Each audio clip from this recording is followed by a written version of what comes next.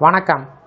இந்த வீடியோவில் சற்று முன் அரசு ஊழியர்களுக்கு ஓய்வூதியர்களுக்கு அகவலைப்படி டிஏ உயர்வு அரியர் சார்ந்து புதிய உத்தரவு பிறப்பிக்கப்பட்டிருக்கிறது. இந்த உத்தரவை யார் பிறப்பிச்சிருக்காங்க, இதன் மூலம் யாரெல்லாம் பயன்பெற முடியும் என்பது குறித்து முழு விவரத்தையும் பார்ப்போம். இந்த வீடியோவை தொடர்ந்து பார்க்குறதுக்கு முன்னாடி நம்ம சேனலை இதுவரைக்கும் சப்ஸ்கிரைப் பண்ணாதவங்க இந்த வீடியோக்கு கீழே இருக்க ரெட் கலர் சப்ஸ்கிரைப் பட்டன் அழுத்தி சப்ஸ்கிரைப் பண்ணிக்கோங்க. அப்படியே பக்கத்தில் இருக்கக்கூடிய நோட்டிஃபிகேஷன் பெல் சிம்பளையும் ப்ரெஸ் பண்ணுங்கள். அப்போ தான் நம்ம சேனலில் இதுபோல் வீடியோக்கள் அப்டேட் பண்ணும்போது அதற்கான நோட்டிஃபிகேஷன் உங்களுக்கு உடனுக்குடன் கிடைக்கும்.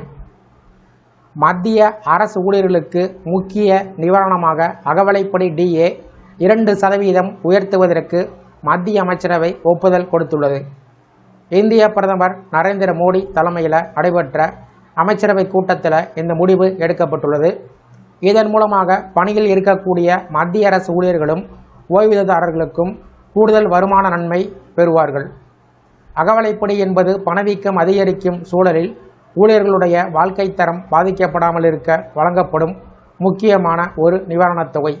அத்தியாவசிய பொருட்களின் விலை உயர்வு காரணமாக மக்களின் வாங்கும் திறன் குறையாமல் இருப்பதற்கு இந்த டிஏ உயர்வு உதவுகிறது. இதனால் ஊழியர்கள் தங்கள் அன்றாட செலவுகளை சுமூகமாக நிர்வகிக்க முடியும். மத்திய அரசு வழக்கமாக ஆண்டுக்கு 2 முறை ஜனவரி மற்றும் ஜூலை மாதங்களில் அகவலைப்படி மற்றும் அகவலை நிவாரணத்தை திருத்தி அமைத்து வருகிறது. இந்த நடைமுறை பணவீக்கத்தை அளவிடும் நுகர்வோர் விலை குறியீடு CPI அடிப்படையாக கொண்டு செய்யப்படுகிறது. தற்போதைய 2% உயர்வு அதே வழக்கமான திருத்த முறையின் ஒரு பகுதியாகும். இதற்கு முன்பாக கடந்த ஆண்டு அக்டோபர் மாதத்தில் அகவலைப்படி 55%லிருந்து 58% உயர்த்தப்பட்டது. இந்த உயர்வு 2025 ஜூலை 1 முதல் அமலுக்கு வந்ததுடன் நிலுவைத் தொகையுடன் வழங்கப்பட்டது. அதனால் ஊழியர்களும் ஓய்வூதியர்களும் ஒரு நல்ல அளவிலான நிதி நன்மை பெற்றார்கள்.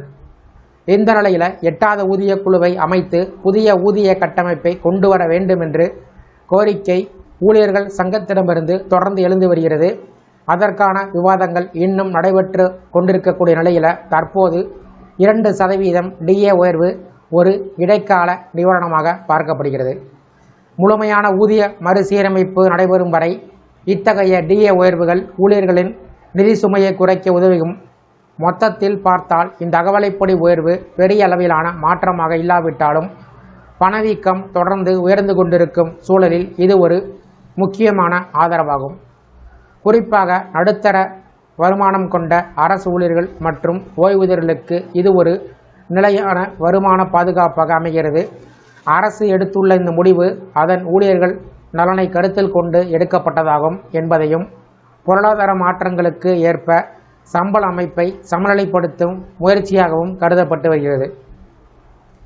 இந்த 2% அகவலைப்படி உயர்வின் காரணமாக மத்திய அரசு ஊழியர்கள் மற்றும் ஓய்வூதியர்கள் 60% அகவலைப்படியை பெறுவார்கள் என்பது குறிப்பிடத்தக்கது. இந்த வீடியோ குறித்த உங்களுடைய கருத்துக்களை கமெண்ட் செக்ஷனில் பதிவிடுங்க. இந்த வீடியோ பிடிச்சிருந்தால் வீடியோக்கு ஒரு லைக் பண்ணுங்கள். இந்த வீடியோவை உங்களுடைய நண்பர்கள் மற்றும் உறவினர்களுக்கும் ஷேர் பண்ணுங்கள். நன்றி.